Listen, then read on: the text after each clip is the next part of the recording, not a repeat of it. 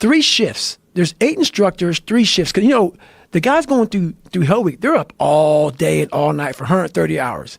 This is the promised land of mental hardening for me. I love this place. And you have the instructors who they've been there, done that. Now they're instructing you. So they do their 8-hour shift. They have their parkas on. It's usually cold, coffee, drinking their coffee. And they're beating the crap out of us. And when I started realizing, I started playing mind games. I was like, you know what? I bet these fuckers are looking at us, judging themselves about when they were going through Hell Week. About, let me see, I'm looking at Goggins right now. I was better than him. I was better than that guy. I was better than that fucker over there. And I was like, okay, you're going to judge me, right? All right. So that's what I'm going to do to you. So what I started doing was I got my boat crew 2. It's in the book. It's a great, great story. I said, come here, guys. You can't break boat crew 2. You can't break boat crew 2. So it's Wednesday, and everybody's broken. Everybody's beat up, man. And like this is when you start moving like a robot. Everybody's like just trying to get through Hell Week now, and your energy's zapped. And they know Wednesday's like that over the hump. I love that you talked about that in the book too, that they put it in your head that Wednesday you're going to be tired. Oh yeah, and that's another thing. They tell you how you're supposed to feel. So you are feeling that way. I was like, don't let these motherfuckers tell you how you're supposed to feel. No, it's day 1, motherfucker. This is hour 1. So I was getting my boat crew all jacked up. I said, we're going to take these motherfuckers' souls. So when they had us doing this simple thing that guys were struggling with, Boat Crew 2 was just launching the fucking boat in there, yelling, yeah, you can't fucking hurt us. Can't hurt Boat Crew 2.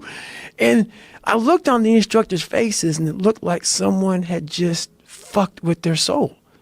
And I looked at my guys in my boat crew, and I said, hey, guess what? Those motherfuckers aren't fucking tonight. We own space in their fucking head. We own space. They're going to think about us tonight. They're going to think about how the You're fuck. killing boners. That's right. Charging. And we start fueling off of that. We start fueling off the fact that, man, it takes 1 second of energy to steal everybody's. And then you have all the energy you need. That's all you need. You need to look at someone's eyes. You know how it is when you fight somebody and you broke that motherfucker. He's like, oh, God, man, I don't want to go back to the next round. And you feel like, my God, I can fight all day. I can fight all day long. That's what taking souls is. But you have to have the will, the heart, the courage to go that distance when you're exactly jacked up. You have nothing left to give, and give more. Pick the most important thing that you have to do and concentrate single-mindedly on doing that and only that until it's done. The ability to concentrate single-mindedly on the most valuable use of your time and to stay with it without diversion or distraction until it's done gives you a tremendous sense of power and confidence and self-esteem. Working on low-level tasks, by the way, is a real downer. You can work on them all day. At the end of the day, you feel tired and depressed and negative, and you have low self-esteem because in the back of your mind, you know you're not accomplishing anything. But if you just pick one thing, the most important thing, and by the way, all success is preceded by single-minded concentration on a single task for a long period of time before it's accomplished. There are no successful people who have not developed the ability to concentrate without diversion or distraction on the one thing. Andrew Carnegie, who became the richest man in America, said that the ability to do this and learning this one secret, the ability to concentrate on the highest value task, was what was more responsible for his fortune than anything else. And he paid $64,000 to a management consultant for that one idea, and I just gave it to you. People only root for people who don't need it. Like the amount of times when I was on my lonely path where I was too different from the friends that I had, but not successful enough to be friends with the people that I wanted to be friends with. That's when you want people to root for you. That's when you want people to support you. Once you've already won, people are like, he's amazing. He's so good. But like, that's the time when you need it the least. And so you always have to be the person who roots for you before everyone else does. And it's usually a single clap in the auditorium for a very long period of time. It is a slow clap that's just you rooting for you. And that visual, I think, is one that you can kind of take because it is. People struggle to do things alone. And the path of the exceptional person is one of an exception, which means that you are not with other people. And rather than fighting that or bemoaning it, see it as an indicator that you're on the right path. Because if everyone else were cheering you on, then it means you're not in the right place, because it means you're just like everyone else, and that's not where you want to be. Be an unshakable optimist. This is wonderful. In other words, always look for the good in every situation. We know that a positive mental attitude is a foundation of a healthy, happy life. A positive mental attitude, an attitude of absolute confidence and determination that you can and be and do whatever you want, it goes hand in hand with all great success.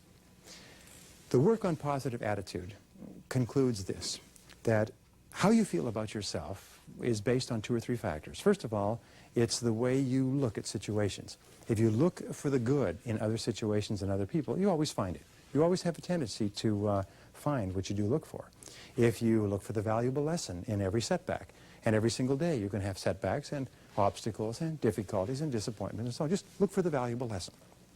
The most important of all is the work done at the University of Pennsylvania, which concludes that we are optimists to the degree to which we control our explanatory style. Explanatory style means the way we interpret things to ourselves. If you interpret things to yourself in a positive way, you're going to be positive. If you interpret them in a negative way, you're going to be negative. So superior people are consciously taking everything that happens to them and looking for a positive way to put a twist on it. Here's an example. My friend Wayne Dyer says, would you like to have a happy childhood? Because he says, it's never too late to have a happy childhood.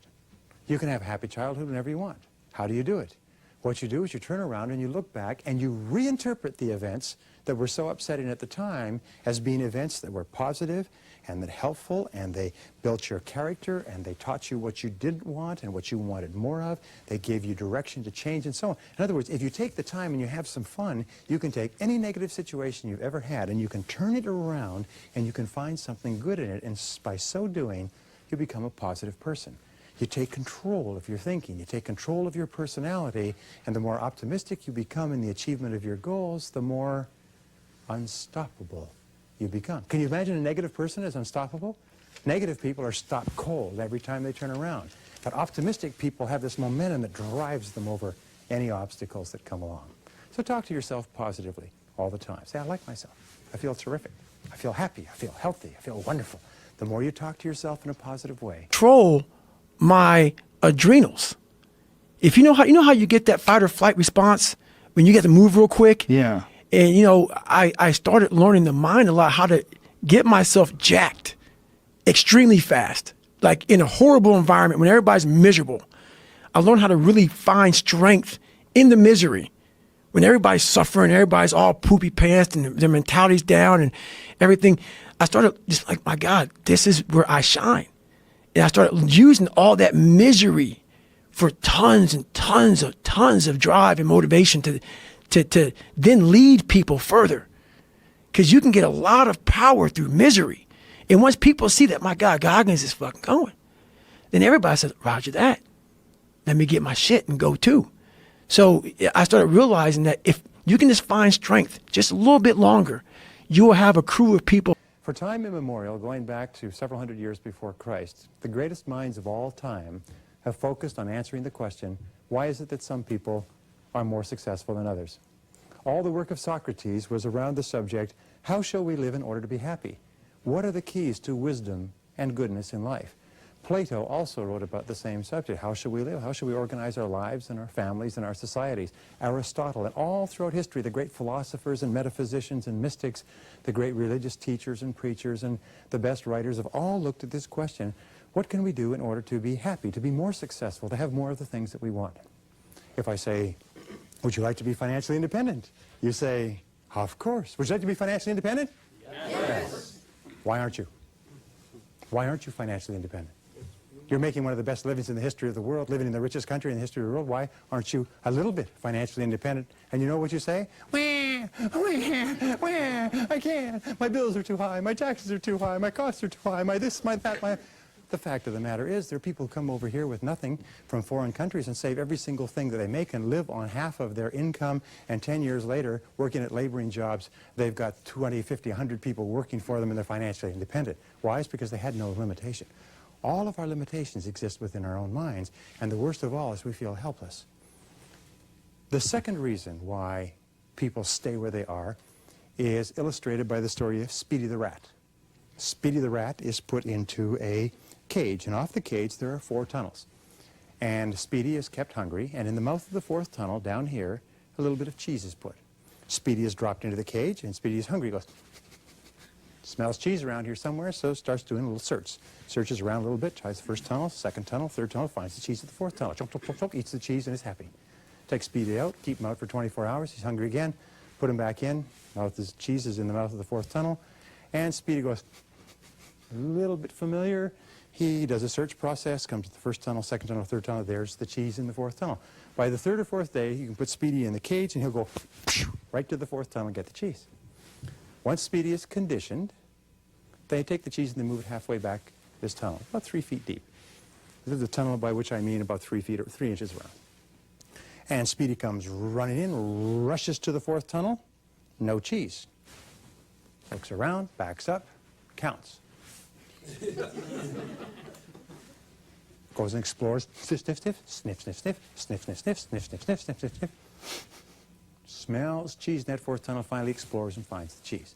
Well, in a couple of days, Speedy is conditioned to drop into the cage, go straight to the 4th tunnel, halfway back and get the cheese. And so then they move the cheese to the back of the 4th tunnel. And of course, in no time at all, Speedy is conditioned to go choo, choo, and get the cheese. Then they take the cheese and move it to the back of the 2nd tunnel. Well, Speedy's put in the cage, goes straight to the 4th tunnel, straight to the back, comes out, looks up at the researchers, says, where's my cheese? Not a happy camper. They say, I don't know. Speedy turns around, goes back to the back of the 4th tunnel, comes back. It's hungry. And when you're hungry, you know, you don't have much of a sense of humor, even if you're a rat. Turns around, goes back to the back of the 4th tunnel, comes back. Now, here's the moral of the story. Speedy has a rat brain the size of a pea. You, as human beings, have a 3-pound brain that is the most powerful organism ever conceived of in the universe. We cannot even conceive of anything more complex and more powerful than your brain. You can send thoughts across thousands of miles. You can think of a person and get them to phone you from across the country. You've done this many times before. Your brain is so powerful it's scary when it's properly used. But Speedy has a brain the size of a pea. And Speedy, with a brain the size of a pea, will eventually figure out that there's no cheese at the end of the 4th tunnel. And will begin exploring the other tunnels and will eventually find it at the end of the 2nd tunnel. But human beings, with this incredible brain, will keep going down the 4th tunnel forever. They will keep doing what they've always done. They will get into a rut, which we call a comfort zone. They will set a series of habits that are not serving their best interests, and they will keep on with those habits, and they will keep doing things that no longer make them happy, that no longer give them any cheese, and they will keep doing them year after year. And we find that almost everybody today, all of us, to consciously and unconsciously, is held by these twin pillars, these twin bindings of helplessness on the one hand and habit on the other. Is that we try to free ourselves from feeling helpless, and we fall right into an old comfort zone. Or we get out of the comfort zone, we get right back into feeling helpless. The only way that we can achieve our true destiny is to break the shackles that are holding us, and the answers to both of them are confidence. You're going to lose sleep. You'll doubt whether it'll work. You'll stress to make ends meet. You won't finish your to-do list. You'll wonder whether you made the right call and have no way to know for years. This is what hard feels like, and that's okay. Everything worth doing is hard, and the more worth doing it is, the harder it is. The greater the payoff, the greater the hardship. If it's hard, good. It means no one else will do it. More for you. We love to do. I mean, we talk about hard work all the time. It's like, you know, man, if you got to get up every single morning and remind yourself how hard you need to work, you probably need to choose a different profession, you know, because that shouldn't be there. I wake up in the morning excited to get to it. You know, if I'm not training, I'm missing it. If I'm not watching a game of basketball, I miss it. You know, there's no place I'd rather be. And if you have that feeling, then you're truly doing what God has put you on. It means that you have to work hard to be successful. You can't just sort of drag along. We say in our society, you work 40 hours for survival, and everything over that each week is for success. If all your work is 40 hours, you just survive. You just sort of tread water in a steady stream that's moving down, and you tread water and you maybe just hold your place, and you pray to God you don't get laid off, because then you just go downstream so fast financially it's unbelievable. But when you're working hard, doing something you care about, achieving your goals and fulfilling your dreams and serving and helping people that you want to help, you become unstoppable. you become irresistible. I'm taking the ball out of bounds. It's like the fourth quarter, and the fan yells behind me, goes, "Kobe, you're garbage." I turned around and I said, "Dude, be more creative. Like we both know that's not true. Like say something that's kind of somewhat realistic that can like needle me a little bit." Like, great pleasure in the fact that no one wants to be where the fuck you're at right now. Great pleasure in that. Almost makes, it has to bring a passion out of you. It has to bring something very, very weird out of you, man. Like, people don't really understand what that is. When you're in the worst environment possible, the worst situation possible, and everybody's looking like, God, man, I hope this ends. And you see that. Time slows down and you see that. You're feeling that. Everybody has that look on their face like, God, this got to go. I don't want to be here. Is work all the time you work. When you do work, work.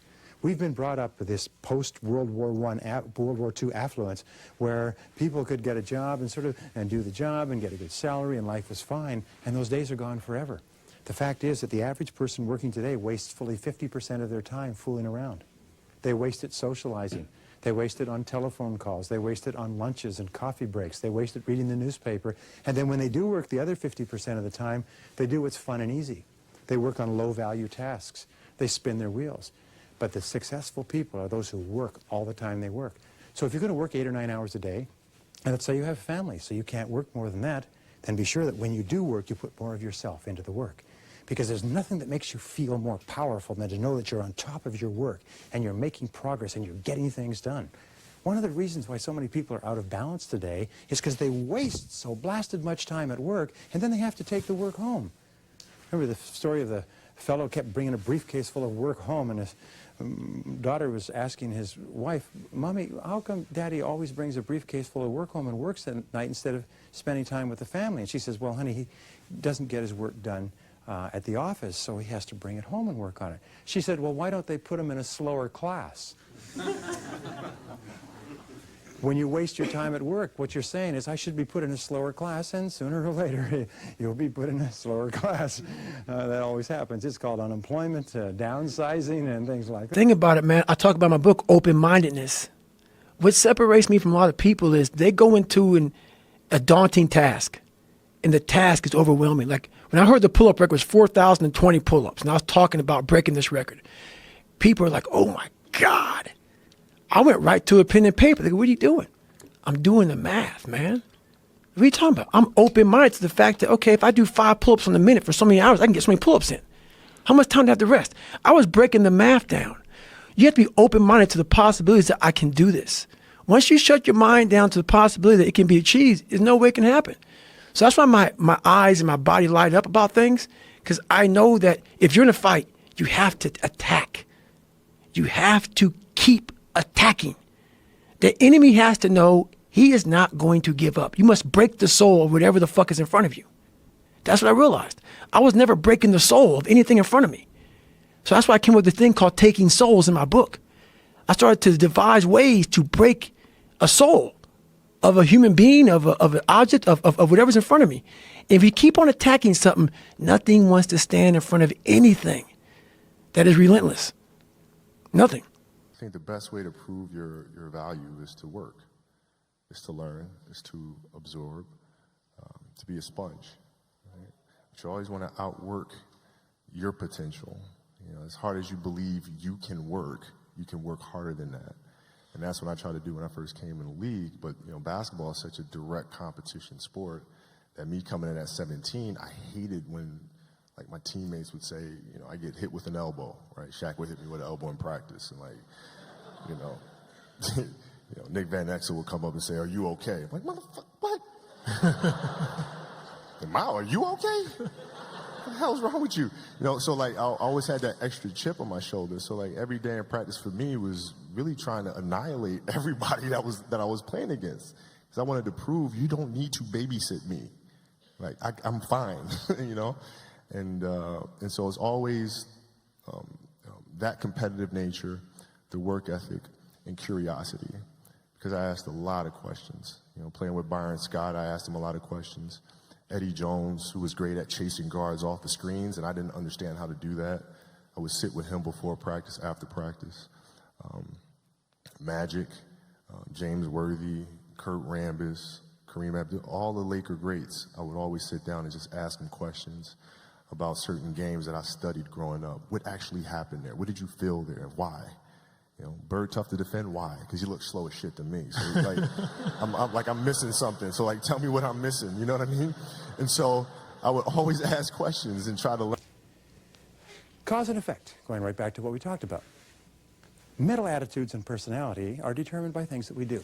And there are certain things that you can do consistently every single day. And in so doing them, you'll build your self-confidence up and up and up to the point where you become unstoppable. And these are very simple things, and they're practiced by the most successful men and women who were so terrified they could not lead silent prayer in a telephone booth at one time. And they built themselves up to the point where they're not afraid of anything by working on themselves. Just like a weightlifter builds up muscles, you can build up character, personality, and strength, and tenacity, and desire, and knowledge, and courage, and confidence by working on yourself. And so I'm going to give you now are the 12 key principles, practiced by all high-achieving men and women. Very easy to learn, very easy to practice, don't cost anything. As a matter of fact, what I would ask is that you try them just a little tiny bit, and you'll get results out of all proportion to the efforts you put in. The first of all, starting point of great accomplishment is to dream big dreams. Number one, dream big dreams. Let your mind float free. All really exceptional men and women dream big dreams. They allow their minds to float. They think of what they could be and what they could do and what they really, really want. Here's an exercise for you. Take a piece of paper later on and write at the top, dream list, and then make a list of all your dreams. If you're married, sit down with your spouse and say, honey, let's make a list of everything we'd like to be, do, or have in the rest of our lives. But what about this and what about that? No, decide what's right before you decide what's possible. Don't decide, well, we can't afford this and we couldn't do that. We go, stop. That's helplessness. That's habit. That's these old negative habit patterns holding you back. Before you even decide what you want, most people are figuring out why they can't have it. What you do is you say, wait a minute, if I had no limitations, and this is the key, you dream as though you had no limitations. Nothing's holding you back. Imagine you have all the time, all the money, contacts, all the education, influence. You have everything going for you in the whole world. And just simply decide, these are my dreams, and write them down. Project yourself into the future and say, where do I want to be in 5 to 10 years? If I could design a perfect life, so my life was perfect in every respect, my relationships, my income, my work, my family, my health, my home, my car, what would it be? This is the starting point of great achievement, because what will happen is that if you can clearly define that target, you can hit it. You eventually always hit the targets that you set for yourself, but you can't hit a target that you can't see. So allow your mind to float freely. Allow yourself to engage in what is called blue sky thinking. Blue sky thinking means you just simply imagine you have the whole blue sky above you and no limitations, and then you write it down. And then you think and ask yourself this question. What one great thing would I dare to dream if I knew I could not fail? What one great thing would you dare to dream if you knew you could not fail? Imagine you were absolutely guaranteed of success in any one thing, big or small, long-term or short-term, in the whole world. What would it be? And write it down. Now, that doesn't make your heart pound a little bit faster. Then maybe somebody should nudge you with their elbow because you're probably not alive or awake. The fact is that when you start dreaming big dreams, you know what happens? Is your self-concept goes up, your self-esteem goes up. The very fact that you allow yourselves to dream big dreams causes you to feel better about yourself, see yourself better, think of yourself better, and it starts the process of making yourself unstoppable. You become unstoppable. People with big dreams that they're absolutely committed to are unstoppable human beings. It's people with little dreams and no hopes and no plans beyond tomorrow and next week. These are easy people to stop. But people that have big dreams to make wonderful lives for themselves, they're fun. What doubts do you have about yourself internally? It's not, I've never, doubt is such a strange thing. I mean, it's, you know, there'll be times where you succeed and there are times that you fail. And so wasting your time doubting whether you're going to be successful or not is pointless. It is. I mean, you just put one foot in front of the other, you control what you can't control, and then you see what the outcome is, right? If you win, great, you're going to have to wake up the next day and do the journey over again. If you lose, it sucks, but you're going to have to wake up the next day and do the journey all over again anyway, right? So it's really pointless to sit here and debate or have doubt or this, that, and the other. You train as hard as you can, and you step out there and you let it flow. I think a lot of entrepreneurship and even personal growth is training yourself on how you respond to hard. Because in the early days, hard was, ooh, stop. This isn't good. This is a warning sign. This is a red flag. I should slow down, or I should stop, I should pivot. But the more I think about it as a competitive landscape, as I'm clear on what this path is supposed to look like, and these rocks and these dragons are things that I'm going to have to slay along the way to get the princess or get the treasure, I get happier about the harder it is because I know that no one else will follow. It's a selection effect. And I think if you can shift from this is hard to no one else will be able to do this, then it flips from being this thing that you're like, oh, poor me, to, oh, poor everyone else who's going to have to fucking try. Yeah. And I think that is so much more motivating as a frame for the exact same circumstance.